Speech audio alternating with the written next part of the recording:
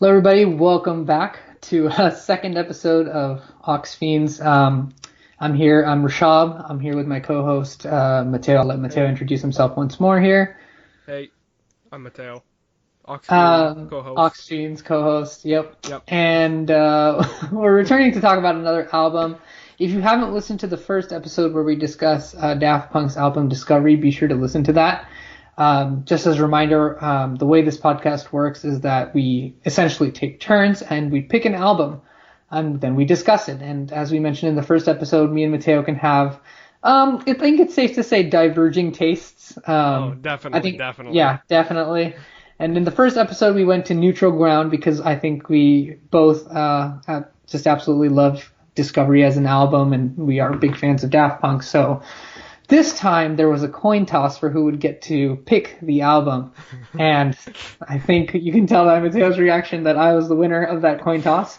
Sadly, And yeah. so I picked, as you probably already know by clicking on this video or on Podomatic or wherever you're listening, I picked Melodrama, which is the second studio album by New Zealand singer Lorde.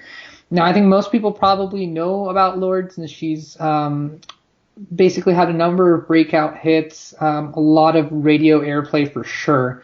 Obviously, I think easily the most famous singles that people know her from are Royals, which was from one of her albums called Pure Heroine, and as well as I think it was Tennis Court, which I think a lot of people have also heard. So this is her second studio album. This was released through Universal and a number of other record labels. It's categorized here on Wikipedia as pop and electropop. Obviously, we're going to go do a track breakdown, talk about each of the tracks and sort of their influences. And again, the singer is Lorde. It was also produced by Lorde, including a couple of different other producers, including Flume, who I have listened to a few tracks from. I really like the music that Flume has done. Other producers include Joe Little, Andrew Wyatt, Frank Dukes, Jack Antonoff, and Malay. And Lorde herself, of course, as I said earlier, was a producer. I'm just going to talk a little bit about why I picked this album now. Okay. Yeah, and for me, it's mostly because I used to absolutely love this album. I was sort of a fan of Lorde's. I mean, I'd listened to some of the more popular tracks for sure from her previous albums and whatever was on the radio. And I'm not exactly sure I remember how I came across this particular album. I think it might have been by listening to the first track on this album, Green Light, which also got a lot of radio airplay in its time, which, by the way, is 2017 is when this album came out.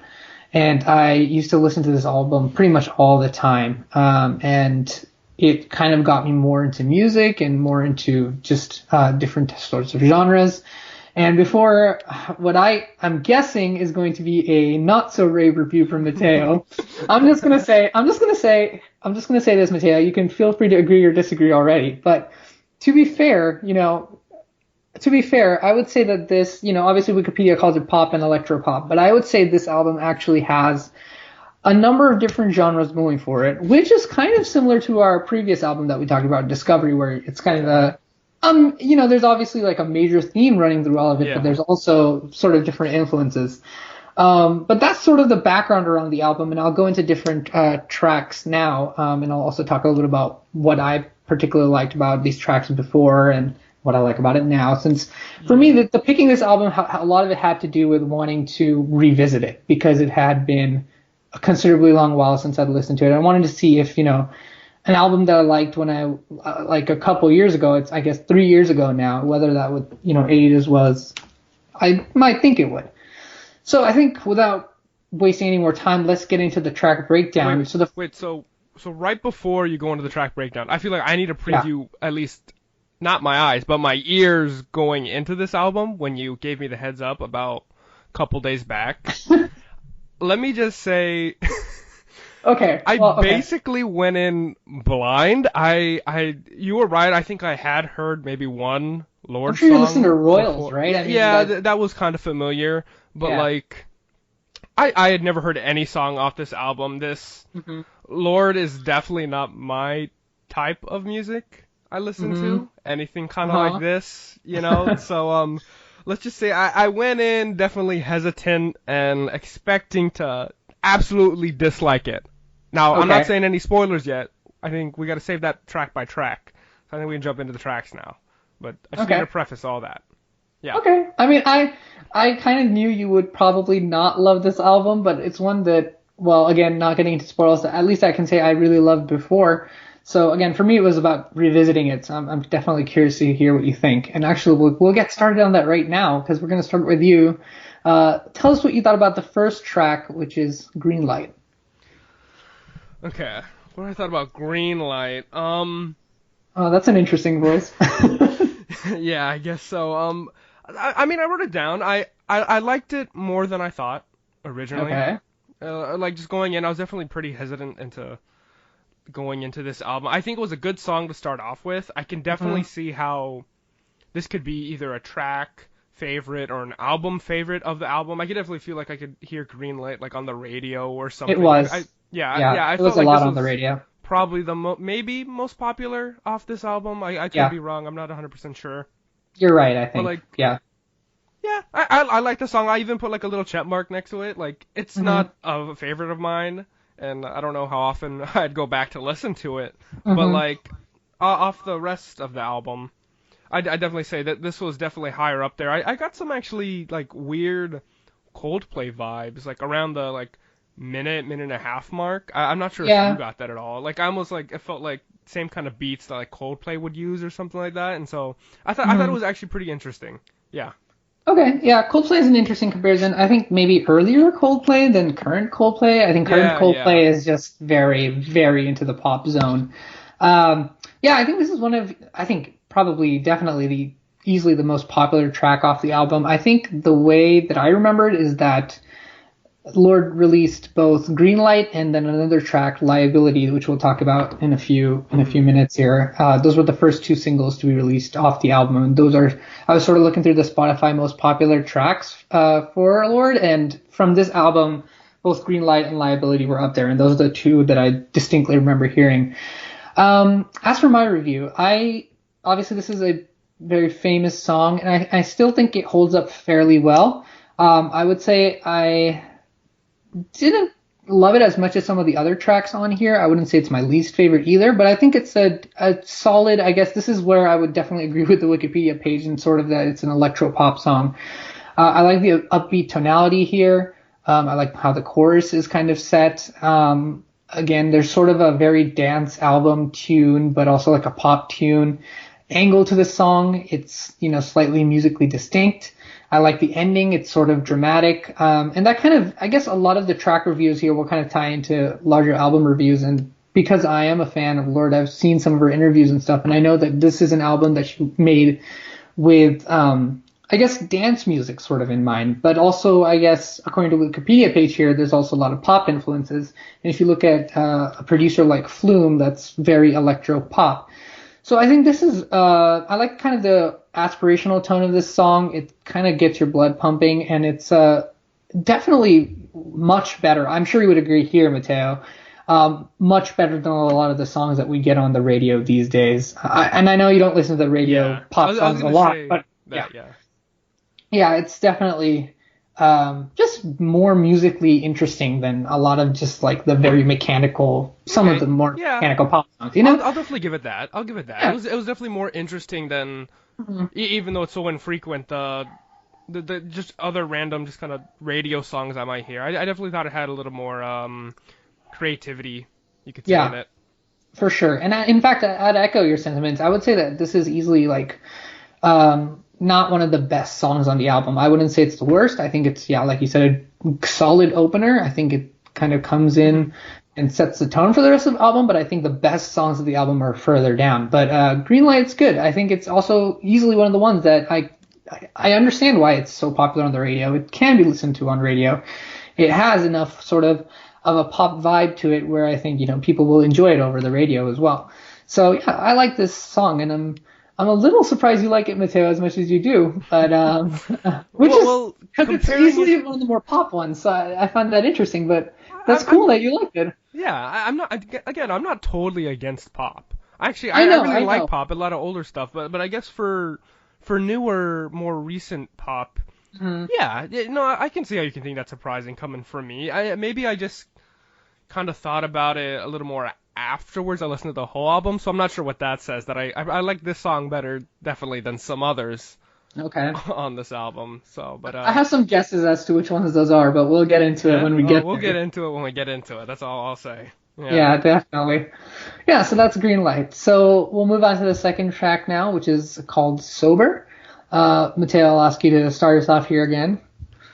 Okay, and I'm not sure if you'd be surprised or I don't know what, but this Sober was definitely, I think, my least favorite track. I'm a little surprised. I don't think it's quite that bad, but go ahead. To go into my thought process a little bit, I had marked a couple that I didn't love at first towards the end. It was actually easier to find the ones I did like. There was a few, but I just felt so neutral, I guess, kind of towards the album. So it was kind of hard to figure out the one I didn't like feel any towards way, like going more towards the negatives, than the others. I'd say it's almost the complete opposite of like Discovery, where it was just so hard just to figure out a song I like loved more than the others, where this one was just like just to figure out what song I felt something that just wasn't some neutrality against it in kind of the negatives but like going into it, I did like, for one positive for it, I did like the backtrack over it. Like I like the instrumental and stuff behind it, but then for the majority of the song, I felt it was kind of like a lead-in song, if you know what I mean.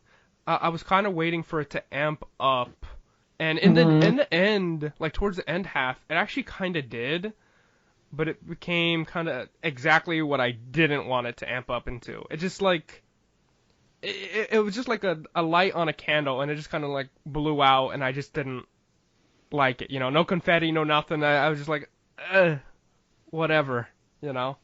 Okay. Sober listening to this. That's all I can say, I guess. Well, it's a little harsh. I'll just say that. I really like this song. Okay.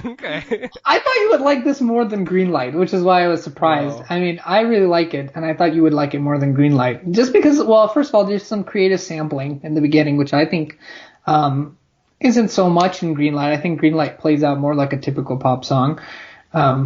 And then it has, again, sort of an upbeat tonality. It's similar to Green Light. Again, a lot of the things that I think tie most of these songs in the album are sort of those dance rhythms, actually.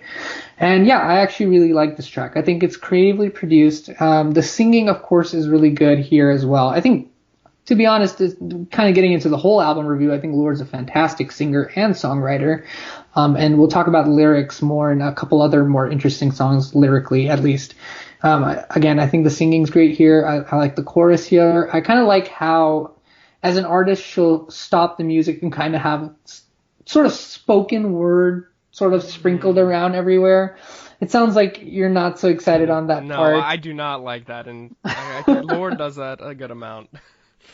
Yeah, it's definitely something she kind of repeats throughout a lot of songs, which is something I really like. And I'm curious to see, I'm trying to understand why you don't like that. I mean, what specifically do you not like about that? I don't know. I mean, there's other songs I feel that do that a lot as well. And there's even some songs that I think do it well. Yeah. But I guess specifically in Sober, it's just, it's hard to explain. It's just kind of the opposite of the repetition I do like. You know what I mean? Because I talked about with Discovery, I really love repetition and kind of the break and stuff, and kind of just the fluidity with different songs and how it kind of breaks and keeps going and whatnot. But I just didn't like how it was done, and I felt like the whole amount of this song... Yeah, I was just going to say is that it's not so much spoken word as much as like a staccato, like kind of just like chopped up voice in Sober. There's a couple places where she literally stops the music and then speaks, but I mean, I know what you're saying. I didn't like it. I don't know. Okay. It's hard to come to different words other than I just didn't like this, I guess, the most out of all the other songs. I mean, this wasn't your favorite, was it? I forgot if you said that. Okay, well, here's the thing. I put it as favorite question mark, but I wouldn't say it's my favorite. Okay, but you, not to spoil it for later on, but you do have a favorite that you put down, though, yeah? Yeah. Okay. I would say I do. It was hard, actually, for me. It was almost as hard as Discovery, because Whoa. This is how much I like this album. I'm serious. I'm trying not to, like, over-exaggerate in any way. No, but, that's fair. It's fair. Yeah, I really do. And I think Sober is In my top tracks, I wouldn't say it's my favorite though. I'm sort of struggling with it as I speak though, because it feels sort of like a treason against the song since I really like it. Another thing I forgot to mention about the song that's really good is how they use the trumpets or the horns in the background too. I think that's worth mentioning as well. But anyway, yeah, I mean I had it as favorite question mark in the sense that I wouldn't really say it's my favorite, but it's in the top list somewhere. Okay.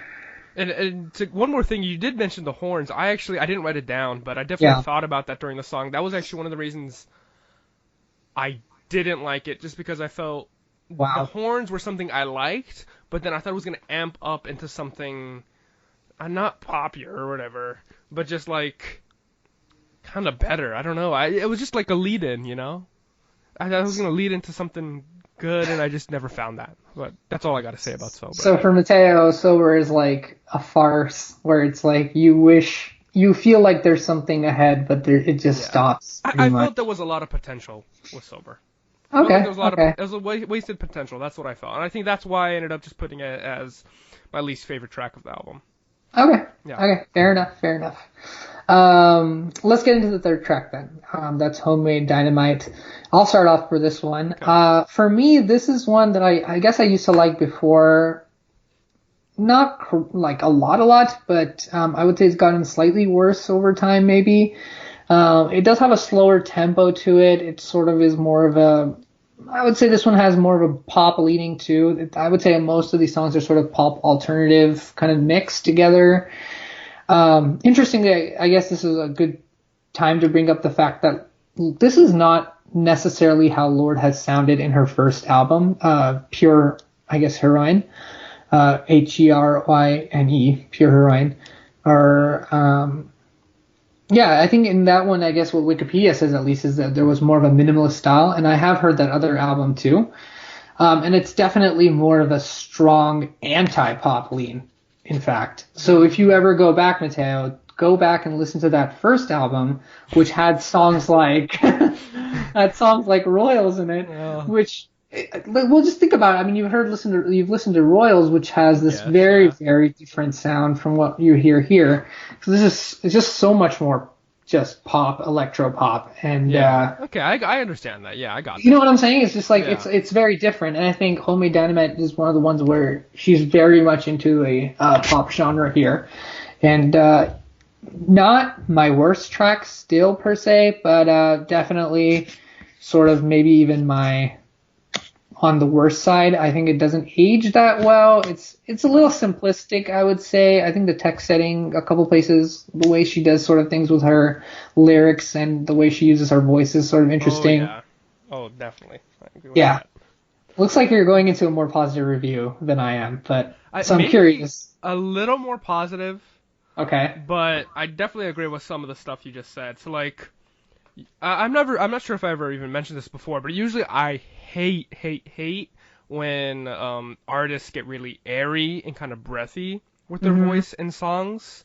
I don't know if you know what I mean in Homemade Dynamite, but she kind of gets like that, and because usually I find out it kind of gets like way too mumbly, but in Homemade Dynamite I thought it was actually done not pretty well, but it was done well, you know, especially with the lyrics, just when she was like repeating like DD Dynamite and stuff, Yeah. and in the chorus and whatnot, and I thought that was done well, more than other artists do, and to go off that into something else, what you said earlier about some lyrics and you know how Lorde kind of breaks kind of the song and kind of just stops and stuff, and I just wrote down when she literally says like pew or like boom or it was something like that, and I just something thought like that was now just, I like, think that this is, or I don't have the lyrics in front of me, but it's something she makes like the sound, right? Like, boom or something. I was just like, that's just like too cheesy. I don't know. That just like I think took it's me playful. out of it. I think it's playful. I mean, I know some people find it maybe cringe-worthy or cheesy. I get it. Cringe. I can get it. I see what you're saying. But I think it's playful. Yeah, I don't mind that part. I think it's creative. I wouldn't say it's cringeworthy. So agree to disagree. But I know what your so. I can try to understand what it is. So I think if we have any listeners who also listen to the first episode, they're already seeing a very different dynamic for us already. Yeah, where we're this is why I feel like we're disagreeing on every single track now. Yeah. This is why we called the podcast Aux Fiends, guys, because we really don't agree most of the time.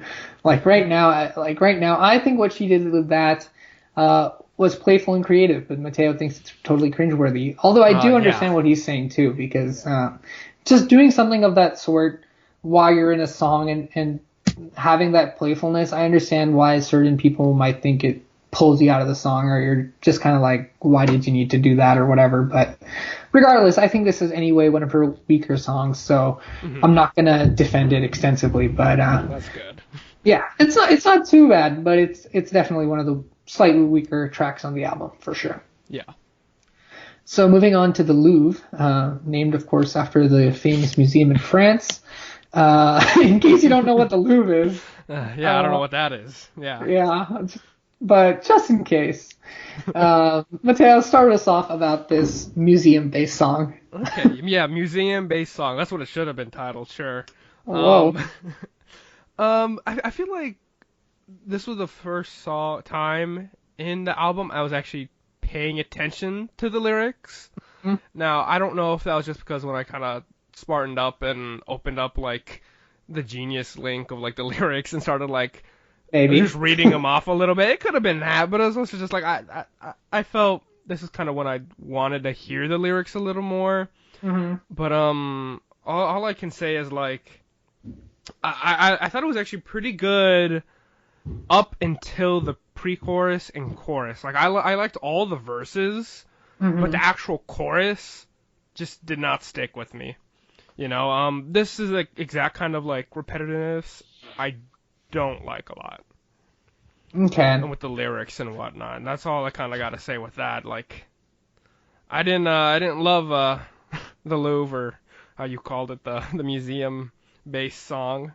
You know? The museum-based song is super descriptive because now you know, hey, it's based on a museum. But yeah, I love this song. Yeah? I mean, there's no other way to put it. I love this song. It's, I think, yeah, probably my favorite song on the album. Whoa. Weirdly enough, it's one of the ones that maybe isn't super good for casual listening. It sort of is, it sort of isn't. But I would say, I think somehow, like with Discovery, I felt like I had a very clear favorite. Here I have a couple different favorites, but if I had to pick a clear favorite, I would go with this one. So for the record, I will say it's this one. Whoa, okay. Just as the track begins, the acoustic guitar kind of just captures your attention, especially when you're coming off a track like Homemade Dynamite, which has more of a mechanical pop, tone to it. Maybe it had something to do with that too, the fact that it was after that song. But just the guitar sounds at the beginning, I always find super refreshing to listen to. I think, just any track that begins with acoustic guitar and then kind of goes into something different is always interesting. There's a lot of interesting sound mixing in this one, different textures of sound. Spoken word in this one for sure here too. I think there's a portion where she says they'll hang us in the Louvre and all these sort of very like, I don't disagree that it's very romanticized sort of writing, but it's also very eloquent writing too in terms of going into songwriting and lyrics. And it's interesting that you brought up the fact that at least the lyrics kind of caught your attention in this one. Yeah, definitely. They're like, the way I would explain Lorde's writing style, at least through this album, is that it has like cheesiness to it in some areas. I can agree there, but there's also an elevation to the way that she writes the lyrics. I think she uses a lot of elevated, eloquent, almost like poetic language to get across some, I wouldn't even say cheesy, but more just like strongly emotional ideas. And I think it has a lot of emotion and angst, this entire album, but it's done through a lot of good songwriting. And this is probably a good time to mention that there was a point where I was such a good fan of Lorde's that I wrote a little article on one of my websites, which I can put down in the link. I did. And Really? it was called something like Lorde and then it was like colon the best alternative songwriting or something like that. I definitely big claim. Big claim. It's a big claim. I wouldn't agree with it today, but I will say the songwriting still stands out to an extent for me. I think it's unique, especially for younger pop artists to be writing at that level. At a level which feels poetic and feels eloquent in that nature. But anyway, that's enough about sound writing. Back to the Louvre, the museum-based song. Yeah. I like the song because it has a it's catchy, but it's also interesting, sonically interesting, I would say. I also love the sort of ending to it, that guitar, like that dissonant guitar sound, like those very like, you can hear the strings, they're very like raw and exposed in this particular track. I really like how they did that. But at the same time, it also sounds melodic as well. So it's sort of interesting how the song ends. I really like the song, Tay. I'm not gonna lie. It's great. Okay. I mean, you said it was your favorite, yeah? Yeah, it's my favorite. Okay, so I would say it's almost like a tie, but I would go with this one as my official favorite. But we'll get into the almost tie pretty soon. Yeah, we'll get into it. Pretty soon. Okay. Pretty soon. But it wouldn't be the next track, which is Liability. That's not the one. But let's talk about Liability. Mateo, what did you think of this song? Okay, so I feel like you think I'm gonna hate this song or something. I liked it more than I think you think. Okay. This is when I noticed that Lorde does a lot of repetition with like the first kind of letters, you know what I mean? Like we heard that before with the Homemade Dynamite, but I feel like this is what I heard it a lot. I don't really like it. But when you compare Liability against Sober, I felt like this song knew its place. Like that almost sounds condescending, actually. No. It does, but continue. Okay, maybe it is condescending. I don't know, but it just knew its place. Like it stayed low and it didn't try to amp us up. There was no trickery involved in Liability. There was no liability with Liability. What? You know what I mean? All right, well, hold on. Let me just dissect what you just said because I'm very confused. Define trickery. Like, do you feel that like a song like Sober doesn't have like what are you saying? Are you saying that it doesn't have like the lyrical quality enough that it should have like a big larger than life? I don't understand. I think I was just maybe so disappointed with Sober. Because I thought it was gonna go somewhere and I thought it was gonna amp me up enough to like get somewhere pretty good in the song. But it's just where like Liability. It's consistent. Straight up, it's consistent throughout the song, and that's what I meant. Where like I felt like the song kind of knew its place, and it didn't try to stray away from it. It didn't try to get like super uber creative or kind of out there. It was just kind of there. It recognized what kind of song it was. Okay. And it was good. Yeah. Okay, that's interesting. I mean, for me, a lot of what makes Melodrama unique is the way that there's like experimentation with sort of different. Well, I wouldn't even say experimentation, but just a lot of different genres going into one song. That said, I know what you're saying about Liability. I wouldn't give it necessarily extra points for being consistent, but I think it is consistent in the fact that it's easily a very simple, sort of elegant song. Again, just piano and voice. Definitely something that would highlight Lorde's vocal talent.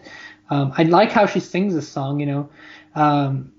It's very honest, it's raw, it's a sad song, obviously, and it's simple, and it has a romanticized quality to it too, even though it's sort of sad. But I wouldn't necessarily say like, you know, something like Sober is just too all over the place and Liability is more consistent. I would say more like Sober, a song like Sober would kind of has the sort of range that I like, whereas Liability also is good in its own sense where it's consistent. I wouldn't necessarily dock it off or give it extra points for being consistent, if that makes sense. But that's interesting. So. I'm interested. I find it interesting that you liked it more than I thought I would, because I thought you would have. I thought you were about to just absolutely hate on it because. No.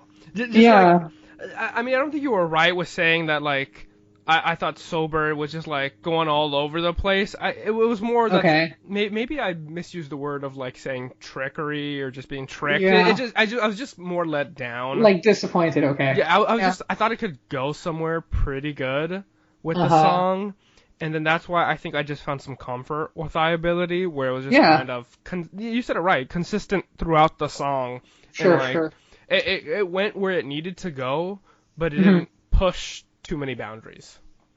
Yeah, it's Yeah. not it's not cutting edge per se, but it's always refreshing because personally I'm someone who really likes very singer focused tracks. I mean, obviously I love something like Discovery too, where it's all about the production, especially with EDM, it's so strongly focused on production, trying different beats and all that stuff I love as well. But there's something about just the purity of a great singer and a piano, and I think the way that Liability is composed, the way that's sung, highlights the talents of a singer. And I think I just love artists who have strong vocal talent, and that's why I love this song is because everything else is great too. It's the best of both production and vocals, but this one's strictly vocals, and I like it for that. So I like the song as well. Again, not my favorite, but not my least favorite either. I'd say this is a pretty strong song. So with that, we'll get into the next track, which is a sort of two tracks in one. This one's called Hard Feelings / Loveless. I think, honestly, for my notes, I split up these two songs. So I Yeah, think that's how same. we'll go about it. And then we can Same. talk a little bit about how they mesh together as well. So Hard Feelings, Mateo, do you have any hard feelings harbored against this song? Maybe I do a little bit of hard feelings. I know I just got Okay. done saying that I have separate notes for him, and I do, but it's just like I have to compare the two. This was definitely I did not like Hard Feelings as much as Loveless, but to Ouch. stick on Hard Feelings, I thought this was actually another good instance of Lorde using the breathiness with the lyrics Uh-huh. hard feeling, you know, Yeah. and just overall, it was just kind of there for me. The song, I didn't I don't want to get too much into Loveless yet, but I just didn't have much feeling for this song. It was just pretty one of those middle of the ground kind of songs. If just counting Hard Feelings for me, yeah. What about you? Just for Hard Feelings. I love this track as well. Whoa. We'll get into Loveless in a minute. I mean, I'm talking strictly about Hard Feelings Yeah. because let's be real, this is two different songs that Yeah. I remember reading about why Lorde mashed the two songs together too, or what sort of the process that she had. I think she felt like these two went together well. We'll talk about that. I have some Yeah. thoughts about We will that. definitely talk about that. Spoiler alert, they don't go well together, but Yeah. anyway, I love Hard Feelings. I think it's probably easily one of the more one of the tracks that's like extremely rife with emotion. I think sound mixing grade is here, a lot of different texture work, just different textures played around with here as well. That distorted sound at the end, that whole sort of section with like the distorted sounds, I love that part. I think that's one of the reasons I found Melodrama so interesting, even just like I guess 3 years ago or so, is because I really liked how all those like I guess I'm trying to find a good word for it, but I'll just use sounds. They sound dissonant and they sound very harsh. But when the way they're kind of arranged makes it sound sort of melodic. I think there's something really just profound about that from a song point of view. So this is easily one of my favorites. This was probably one that was almost tied with the Louvre, just Hard Feelings by itself. But since it's technically two songs, I'm not gonna say it's my favorite in any way. Maybe I like the Louvre a little bit better anyway. So, but easily one of my favorite portions of this album is Hard Feelings for sure. You sounded neutral to it, which is like Yeah. okay. I mean, do you feel like how does it compare to the other tracks?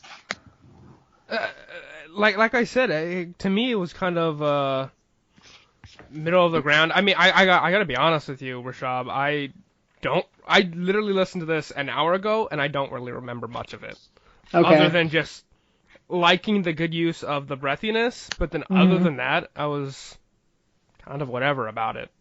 You know, Mm-hmm. I mean, that's all Yeah. just for Hard Feelings. I mean, as the track as a whole with the two. I do have some feelings for that. If you look at them as a single unit, but just for the first half, Yeah.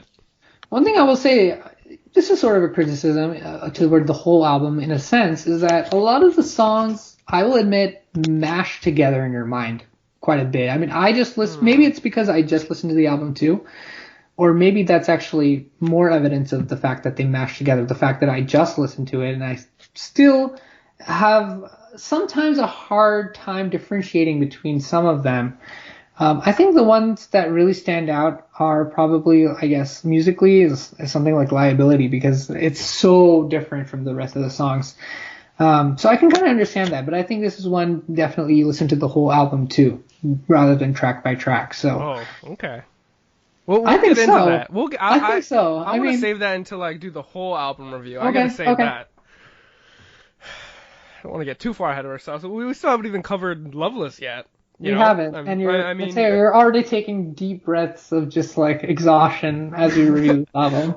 Well, I'm just so exhausted just with the album, with Hard Feelings, with Sober. Oh, that's all I can say. I mean, okay, let's get back on track with Loveless. Okay, let's get back on track with Loveless. I thought Loveless was far superior than Hard Feelings. How? Okay, let me get into this. Loveless. I don't know. I just thought it was, and here's the thing. I actually thought. I'm shocked, honestly, that you would think this is better. This doesn't seem anything up your alley. Really? It's way worse. Yeah. I don't think. I don't. None of this is up my alley. Well, I'll say that. Well, I know, but I know. But like, even so, I mean, even maybe I'm agreeing with your side. It's like it almost sounded like Loveless was like made in GarageBand, if you know what I mean. I don't know if you've ever like fooled around with GarageBand. But like I have that sort of down, but it just sounds like they use kind of the basic beats or whatever. They didn't use like any new plugins or anything like that. It just sounded like they made this on their MacBook like in 2013 or something. But like, how do you like this more? How do you like this more? I think I just liked the vocals and the instrumental together better than Hard Feelings. I mean, this is gonna be bleeding over a little into my question for the song as a whole, where it's kind of like, I don't get why this is a double feature, if you can call that. Like, I don't get it at all. I even wrote down, like, no, really, why? Like, I don't know if I gotta, like, look at the lyrics again or something. I don't know what I missed. I mean, I had the lyrics open. I don't know if I, like, skipped over something. To me, this track as a whole is kind of a lead-in into my feelings as an album as a whole, where it's just kind of like, I don't feel like they really work together. You know, that's all I got really to say about that. We can talk about that. I just feel like it's just kind of there. All right. I mean, what are your thoughts on Loveless? I have a lot to respond to what you just said, starting with... Go ahead, respond. How do you like this more than Hard Feelings? Let me just go through my review of Loveless real quick first. So this has some trap beats. It's very pop, which is like, I don't understand how this is your track that you like more than Hard Feelings. It's like just so poppy. I mean, it's like the definition of pop. Like the sort of like, it almost sounds like soulless pop in some places. Just gonna say that. Sounds like a demo. That's kind of why I was agreeing with your GarageBand point, because it sounds like a demo. It does. It fades out super early. Did you notice that it fades out very early? Well, not to sidetrack you, but I even thought when listening, I'm like, wait, maybe this is why Lorde put it and like mash it up with Hard Feelings, just because she didn't know how to finish up Loveless, you know? Like I don't know if Lorde had no idea what to do with the rest of the song or what, but like if you compare the times, I even have the time open for the entire song. Mm-hmm. For this track, it was 6 minutes whole.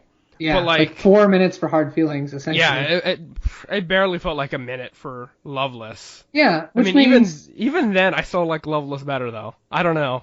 Which means it's practically an interlude.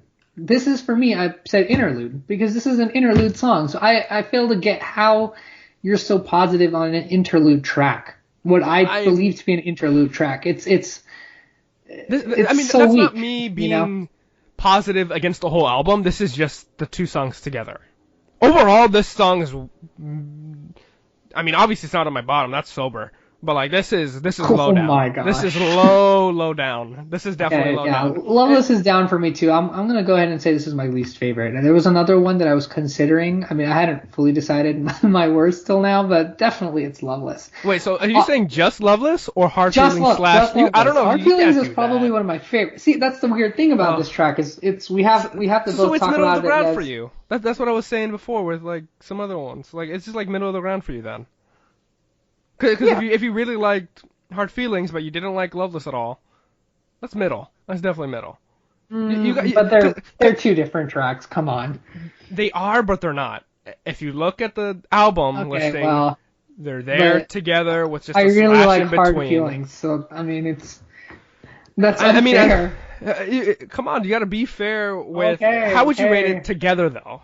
Because that is at the end of the day that is what it is. So sure, I understand if you think Loveless is the worst, right? But it's together, worse in that sense, that's how it's being presented. Like no one's gonna be just pulling up Melodrama and then like okay, let me like skip ahead 4 minutes in. Let me see, let me stop at 4 minutes if I don't want to hear Loveless, or if I don't want to hear Loveless, I'm skipping in and getting a minute of track. Like that's how it is. That's what this song is. You just skip Loveless, or you listen to Loveless because it doesn't matter. It's an interlude. It's fine. I mean, it's not great, but it's fine as an interlude because it lasts like a minute. Though.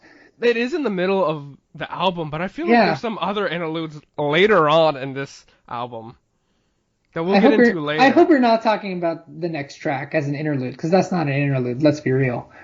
We'll get to it when we get to it.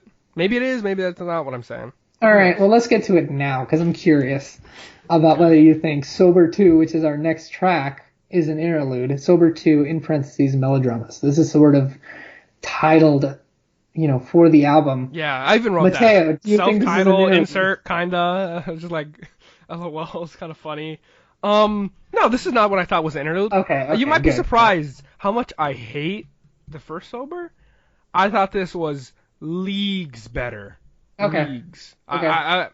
I was wondering about its placement though. Like why specifically was Sober 2 this far later in the track? I mean, what? It's 5 tracks later. Like I really didn't understand its placement. I mean, other than that, I don't have too much to say about it other than I thought it was way better. I even actually thought it might have been one of the top tracks for me of the album, but I really was just kind of confused, and that goes for a lot of the songs on this album, where I was just really confused about the placement. I mean, do you know anything about the placement for this, or?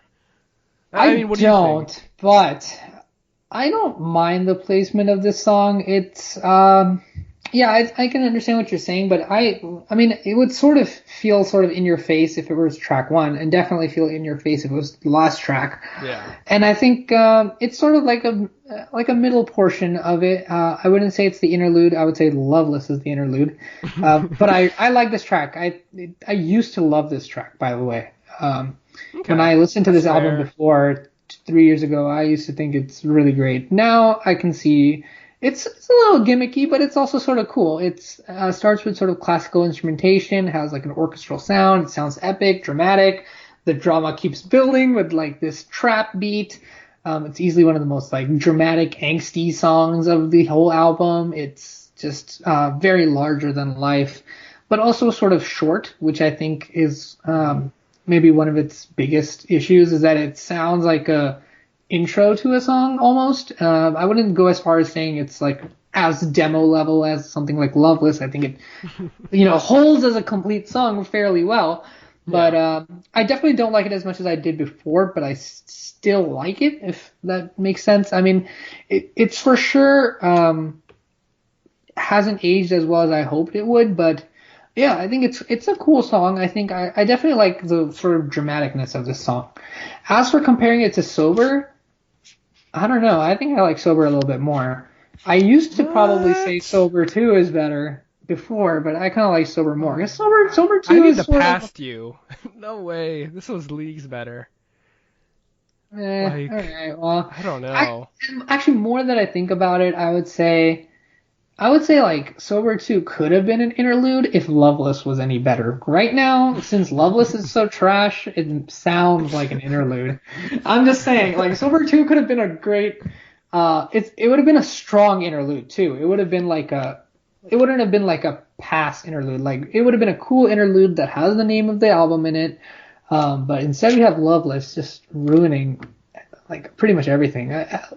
All this sounds just like very mechanically pop to me. Like, and the spelling part is just like, all right. I mean, it's catchy, but it's more flat than anything. But anyway, we'll move on from Loveless and the trauma that apparently has been induced by it for me. Yeah, apparently. I like Sober too. It's good. It's a solid track. It could have probably been a little bit better. I think it's one of the ones where I feel like, yeah, could have used a little bit more, but yeah, I liked it. Let's move into the next track then. The next track is called Rider in the Dark. Mateo? I just, it's hard to even communicate how I feel. It's just like a bunch of, just imagine me around my head with a bunch of question marks. Like, wow, okay. Was this song mixed differently? Like, it felt way louder. Like, I didn't touch my volume at all. It just sounded different. You know, I could automatically, when listening to the song, I was just like, what are these lyrics? I'm absolutely not the target audience for definitely Lorde, but definitely Rider in the Dark. Like, I don't know. I will say, though, for this track, I actually really did like the chorus, though. But, like, if you break it down to its bones and separate parts, it just didn't totally make sense to me, like, overall, you know? Okay. Yeah. For me, this is very similar to Liability in the way that it's constructed. I would say easily this is one of the weakest songs of the album for me, too. I would say after Loveless, if we don't count Hard Feelings / Loveless as a song, then I would say this is my least favorite of the album, you know? Okay, that's your least favorite. Yeah. It's similar to Liability. I like, again, the fact that it is highlighting vocal talents, I guess. And the fact that it has piano, and I like the classical strings, and it has like a different tonality from Liability, but it's easily more forgettable than Liability. I think Liability just has a stronger emotion to it. Rider in the Dark, again, it's a good song. I'd listen to it just for the sake of like the simple structure of it, just listening to Lorde's great voice. But yeah, it's not the best. It's sort of maybe even overly simple. I don't love the tonality of this song. I think it's all right. It's a passable song for me. Yeah, I can sort of agree with you. I think you might just feel more than confused than like lukewarm like I do on this song. So I would say lukewarm's the word for me. So no, that's fair. That's fair. Yeah, it's kind of lukewarm. Like, I absolutely I just like immediately understood, like, didn't feel like the song was for me. Yeah. You know, I guess you obviously feel the same way. Mm-hmm. You know, but just like overall, it's just a pass for me. Okay. Yeah, I'm pretty much similar. I think I'm probably a little bit more positive, but pretty similar, I would say. So let's move into Supercut, which is, we're actually nearing the end of this album, everyone, because track 9. This is a very short, very, very short album. Yeah. So let's talk about Supercut. I'll start off for this one. Even when I used to listen to this album before, I always enjoyed the lyrics of the song. I think they're quite thoughtful. Again, sort of an upbeat, again, pop-like, aspirational, but also super epic song. I think this song also has great dance rhythms. This is easily one of the ones that definitely fits into the electropop genre, maybe even just the dance genre, if that's a genre you could say. Yeah. Yeah, and it's a melodic song. I think I like the part also where she, like, again, the music stops and she's just, I can't remember if she speaks or sings, but there's this part where, like, all the music stops and it's just sort of her voice. Like that part. I like sort of the end muffle part of the song.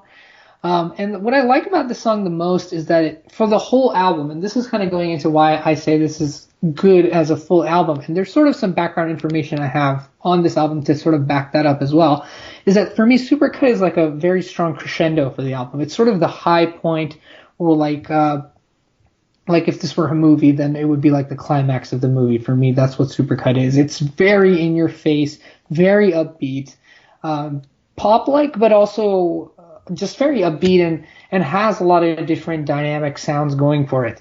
So I really like this track. I think, again, it's one of my top tracks. I think this is one that I've enjoyed a lot before as well, and it holds up really well too. So easily somewhere up there with Louvre or something like Hard Feelings. Definitely one of my favorites. Mateo, what do you think? Yeah, I'm not sure if I'm going to surprise you or not, but the Supercut was actually my favorite song on this album. I'm not that surprised. Yeah, I figured you may. Yeah, I think you said it right. I think why I kind of like it is because you're kind of like the dance music or like electro pop. To me, I hate to bring up Sober again, but I feel Supercut beats up in a good way. It actually does it. It gives me what I was expecting, and it made me feel happy when listening to it again. You know? And actually, weird enough that I wrote this down, but I guess no, it's a separate song. But I felt like I heard kind of Coldplay vibes again. You know, I thought that was the one in with Sober, but no, that a Green Light, I think you said. Light, yeah, Green Light, yeah. It's interesting that both of these kind of gave me. I'm not sure if you heard them, kind of early Coldplay vibes. You know, I wonder if it had the same exact producers or something on this track, whoever mixed it and made the beats and all that stuff. But overall, I did like Supercut. Yeah. Okay. It was good. I wouldn't say I can kind of understand Coldplay. I didn't say I would feel that super strongly, but yeah, I think it's definitely one of the more upbeat tracks, and I can kind of understand why people might like it for that reason too. I think Sober is still a great song, but I think the tonality of it is just different from Supercut. Supercut it's weird because it's an upbeat song, but if you listen to the lyrics, it's sort of kind of melancholic and sad and sort of just like, I can't really explain it, but it's sort of about Lorde just kind of thinking or writing about how everything about a relationship per se would sound, just seems better in what would be like a Supercut rather than in real life. So it's kind of has a sad aspect to it, but it's done in this very larger than life and upbeat way. So I really like this track for sure. So let's get into the next track. This is Liability Reprise. This is actually not technically a reprise since it's not Liability as we heard it for the first time. I'll start off for this one too. For me, this is actually one this is the one that might have weirdly worked as a good double feature, as you were saying, with Supercut maybe. I think if Supercut is sort of like the big climactic song, then this is sort of the just like the falling part of after the climax where things are just sort of settled down, and it sort of brings the album to a wind up in a sense, or heads towards the wind up, which is the last track, which is what we'll be discussing next. Yeah, it's probably one of the, I could say, least favorite ones, but this is one that I don't actively just hate either, and I kind of like how it sounds with Supercut. So in the context of the album, I like this one. It's fine. I like it. Okay. So what do you think? One of the first things I wrote was like, Liability again? You know, this is the one I almost thought could almost work as an interlude-ish, but it's like, it doesn't make sense, I guess, because it's the 10th track on an 11-track album, you know? Like, I don't know if that kind of makes sense, where it's just kind of almost the latest interlude, and again, I'm super confused on all these placements for all the different songs on this track. I felt like it was just kind of maybe put there, I don't know, maybe it kind of works just because it is towards the end before you kind of amp up with the track right after this, but like, at the end of the day, I was kind of whatever on this song. I think maybe you felt kind of similar. The same. It wasn't a super favorite of mine. It wasn't super disfavorite of mine. You know. Yeah. I was kind of neutral about it. Yeah. Yeah, I would say I'm neutral about it as a track by itself, for sure. I think it just accompanies well with Supercut for me for some reason. I think it's the fact that maybe Supercut is this very upbeat song, and this is a little low-key, almost interlude type track that follows right after, and somehow just fits together like a puzzle for me, and it heads towards the end of the album quite nicely, which is why I wouldn't say it's just like the worst thing ever. I think it's not the greatest thing, or even close to the middle maybe, but I just somehow feel like it works with Supercut in that maybe it should have even been paired more than something like Hard Feelings and Loveless. So, but there isn't a lot to talk about this one for sure. So let's head into the final track of the album. Right before we go into this, it's worth mentioning that there is like a remix for Homemade Dynamite available on Spotify, but Mateo Spotify actually, bonus track. Also, I'm not sure if I even told you this too. There actually is a Japanese bonus track too for Greenlight. There's a Greenlight remix. I just like looked at the wiki for this, and so I guess those are both technically the track 12, but I don't think you listened to them. I didn't. I did not. I listened to a little bit of the remix for Homemade Dynamite, but I did not listen to all of it for sure. Yeah. Never heard of the Japanese version for Greenlight. I want to listen to that though. But so technically speaking, if you were listening to this on something like vinyl, Perfect Places would be the end of the album, so that's what we're going to end with. Yeah. Perfect Places, Mateo, what did you think? It's weird to say, but this felt like Lorde, if you get what I mean. That's pretty much how I feel about it too. Yeah, this felt like Lorde. This is definitely a Lorde song. I don't even know how I even came to that in my mind, just because this is definitely the most Lorde I've ever listened to and probably will ever listen to. I definitely thought Perfect Places was one of the better tracks.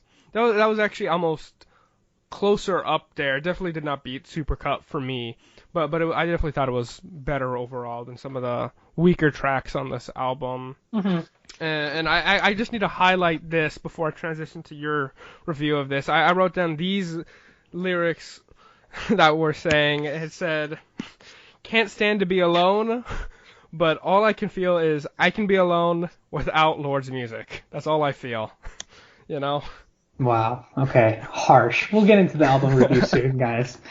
But I agree with you in the fact that it's a definitive Lorde song. It's sort of like a mishmash of a lot of the elements of the other songs, but it's also not as cutting edge as something like Supercut or Sober or even to some extent, maybe even Homemade Dynamite. I'd say it's almost at the level of Homemade Dynamite. It's maybe, I would say it's about the same. I can't quite decide if it's better or worse than that song, but good mix of elements of all the other songs. Pretty good conclusion song, I'd say. I think this is I would agree. a good one to conclude with. I agree. It sort of is very much just like, this is Lorde, this is her style.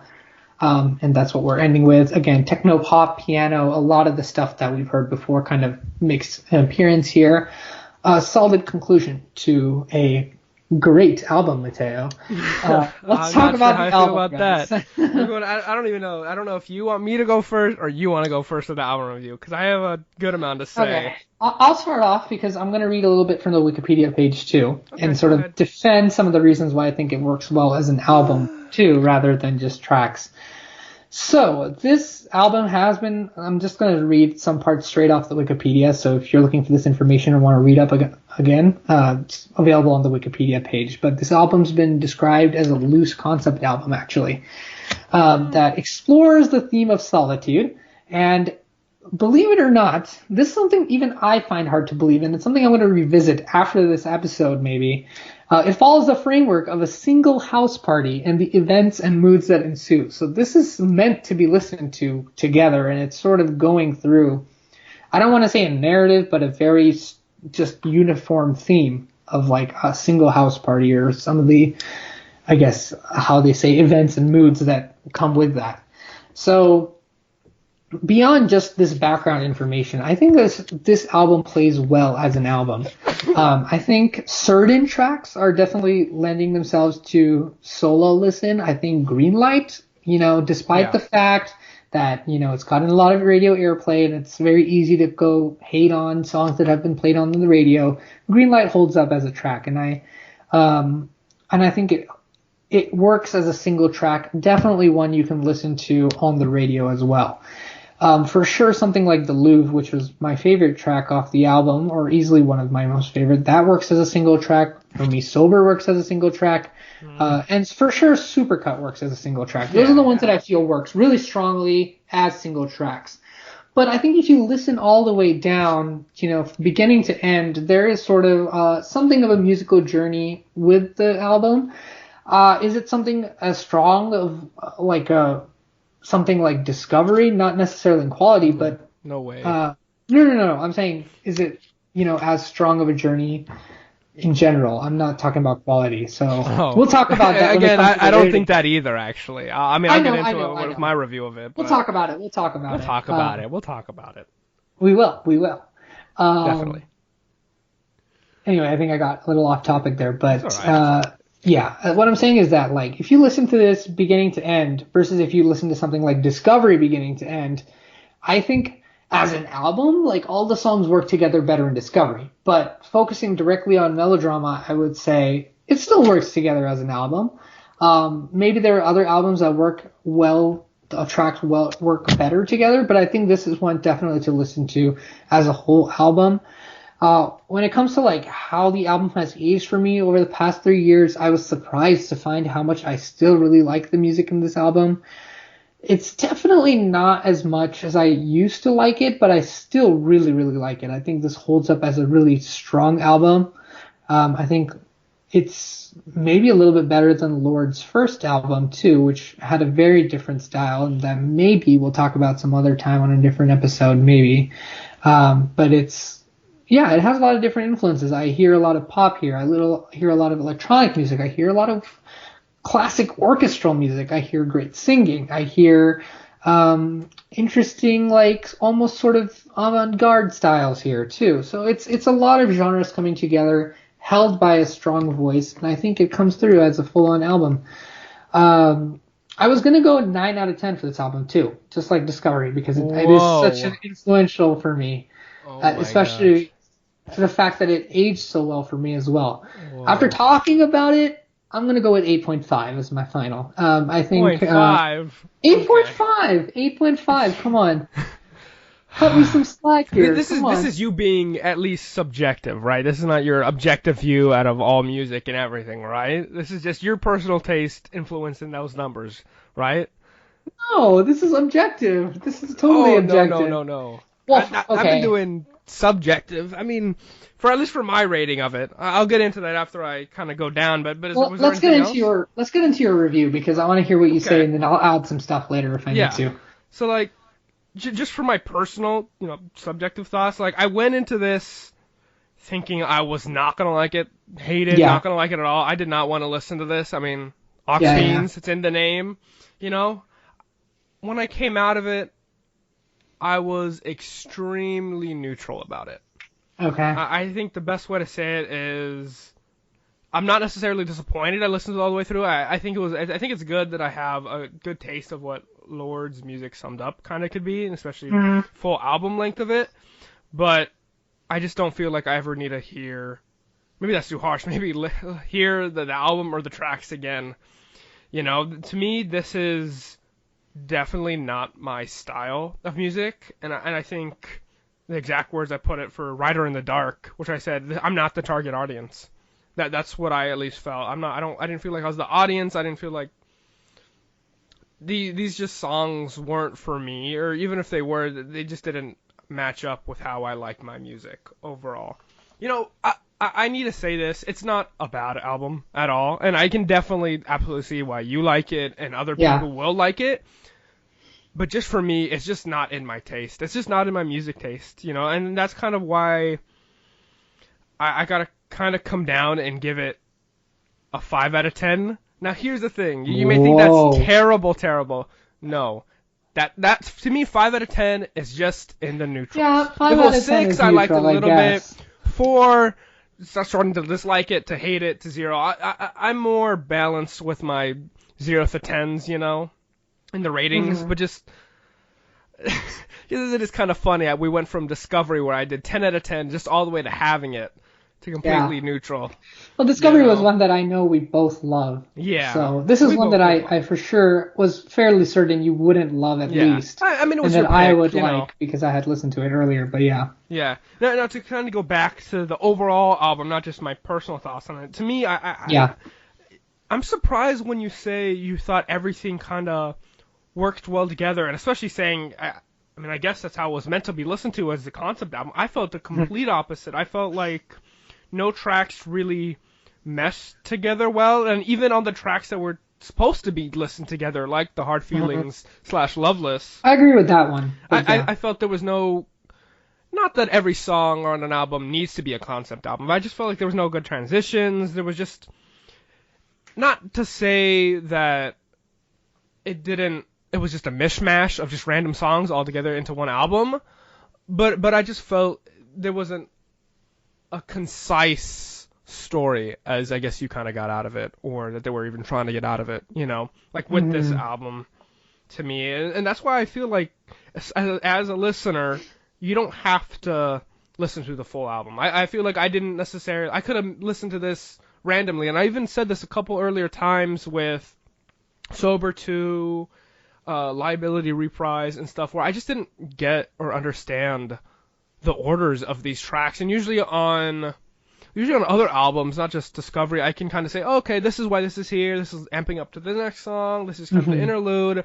I just felt you could completely just cherry pick any song off this album and listen to it, and you'd be completely fine, or even just randomize the order of the album and still listen all the way through and kind of get the same experience that I did, but maybe kind of keeping like the green light at the front and Perfect Places at the end, because I think those are definitely those are great. Those are good. Those are definitely some of the top hitters on the song, and then obviously I really like Supercut, so those definitely would be the kind of top 3 you kind of gotta listen to. But just like what was on the radio, green light. You didn't need to listen to all the rest of the songs. You could have just listened to that one song and you kind of got the gist of it, for me, Yeah, I don't know. I feel like I disagree with that. Just in the sense that I agree that the songs aren't similar per se, and I think you would agree with that too. But somehow for me, well, especially with Sober 2, going back to that, Sober 2 for me is the track where, I have to go into this analogy, but when you watch a movie and there's sort of a cold open to a film, and then you start with the opening credits. For me, that's where Sober 2 is. Sober 2 is that sort of when you're 15 minutes in and then the opening credits start, which is why I kind of like it in that sense. But I feel like somehow the variation of the music actually makes it work together better as an album. I feel like, there are certain albums where it tells a very distinct narrative. I think maybe this is what they were kind of going for here as well. I would agree they kind of failed in that sense, where I didn't really get a narrative out of it. But somehow I feel like the order of the songs, the way things are laid out, despite the differences of certain tracks, I think some of them mesh together completely in your head too. But I think regardless, I felt like listening to all the way through is better than listening to the one-off. And the reason I also say that is because I listened to this album, like you, about maybe an hour ago or whatever, or just very recently before we started recording. But before that, I had kind of been listening to some of these tracks one-off in the background. And maybe it was because I was doing other things while listening to them one-off or whatever, but I just didn't feel the impact of them as much as I did listening all the way down. I feel like that's when I felt like I had a full Melodrama understanding of of the entire album. And I don't know, this is a great album for me. I think it might have to do with the fact that I personally, like I mentioned in the first episode, as I said, I like many different genres, but for me, pop is something I can enjoy quite a bit. I think pop music can be good, and I think this is a sort of elevated pop music that I would like, where it has the mechanics of a pop song, but it's just more experimental, more engaging musically. If I were listening to something like a whole contemporary new Maroon 5 album, beginning to end, and just listening to it, I would be bored out of my mind because everything sounds just soulless. Whereas this uses the best parts of pop music and fleshes it out in interesting and unique ways. Melodrama is an 8.5 for me. I mean, I just dig this album. I think it's great. I think Lorde is also just a great singer-songwriter. Especially when it comes to younger talent. This album, by the way, was nominated for Best Album of the Year at the Grammys. Not that those awards mean anything, but it was. Just a fact. Okay. Not saying those awards mean anything. I mean, we did it can win? get into that. It did not win. It did not win. Well, there you go.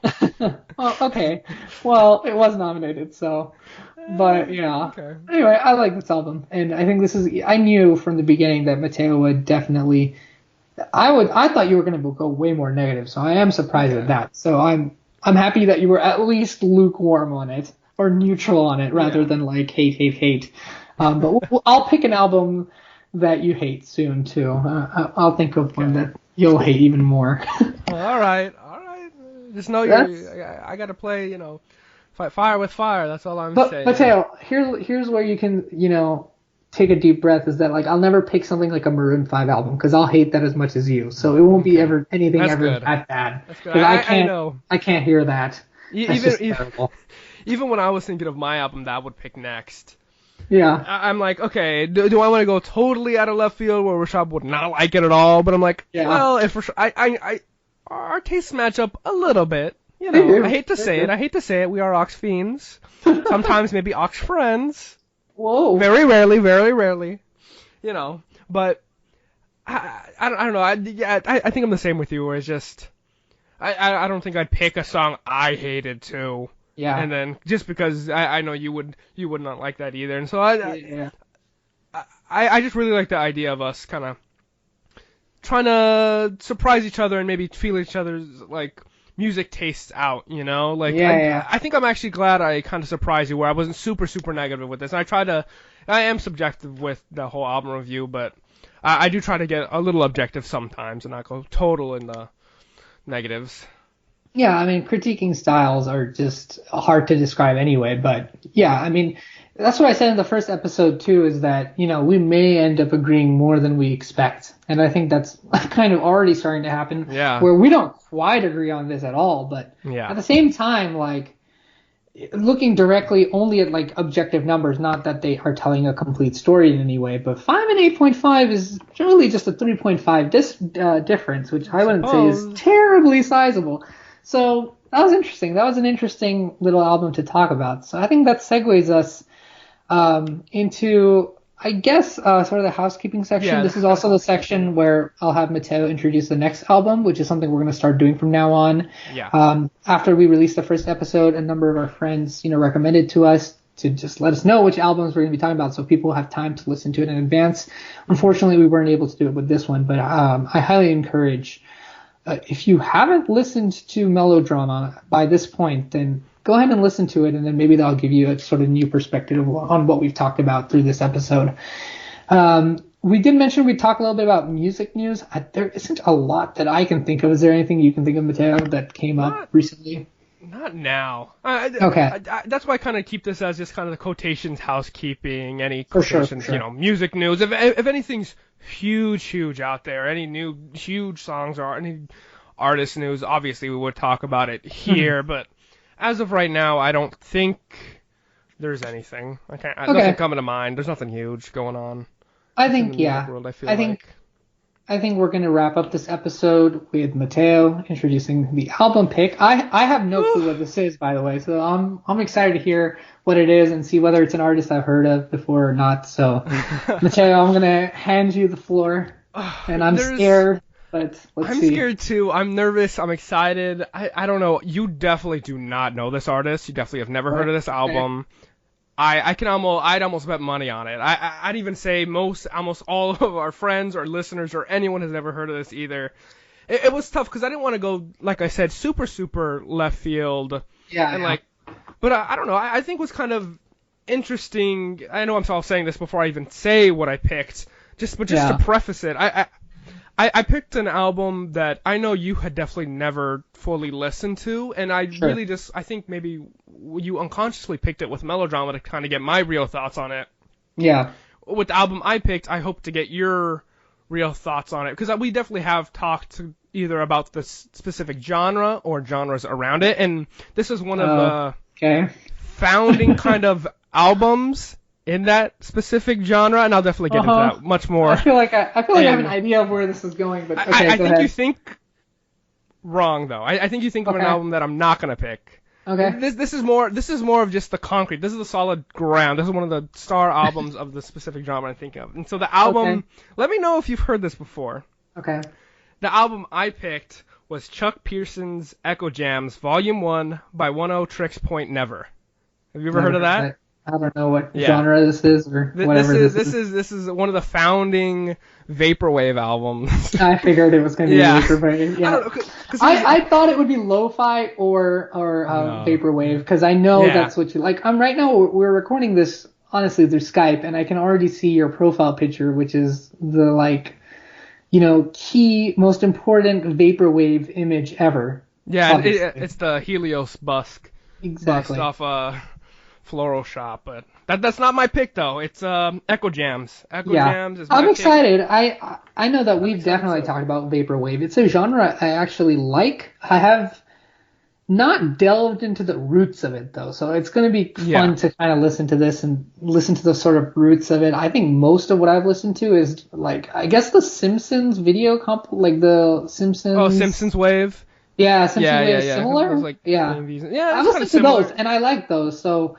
We'll definitely dive way deeper, and I'll get way into the history of the next, for sure. Episode. But this isn't the first vaporwave album, but it is definitely one of the grandfather kind of vaporwave albums. You can kind of see their early on makings, and how the kind of genre formed as a whole in this album, and I think that kind of says it all for now. Not to spoil too much for the next episode, but Chuck Pearson's Echo Jams Volume 1 by 10 Tricks Point Never. That's my choice for next episode. So get on it, guys. Go listen. Get on it. I'll get on it, and then we'll talk about it in the next episode. Thanks to everyone who tuned in to listen to this Aux Fiends episode where we talked about Melodrama by Lorde. Thanks again, Mateo, for being here and listening through this entire album. Yeah, hey, Rishabh, thanks for being here too, Thanks for not picking something I absolutely hated. Though I am neutral about it. Okay, note to self, pick Maroon 5 album next time. Got it. Yeah, we'll both be suffering for that. I guess one last thing I just wanted to say was we upload this podcast both on our YouTube channel, Aux Fiends, and also, what's it, Podomatic, I think? Podomatic. Yeah, so Podomatic, you can either find it there if you want to listen on mobile device, or you can just pull it up on YouTube or something. I think that kind of wraps it all up. Yeah. Thanks so much for listening to our second episode now, guys. And we will see you guys in the next episode where we'll talk about Mateo's pick and review those with the tracks and the full album once again. So thanks again for listening, everybody, and we'll see you guys next time. See you later.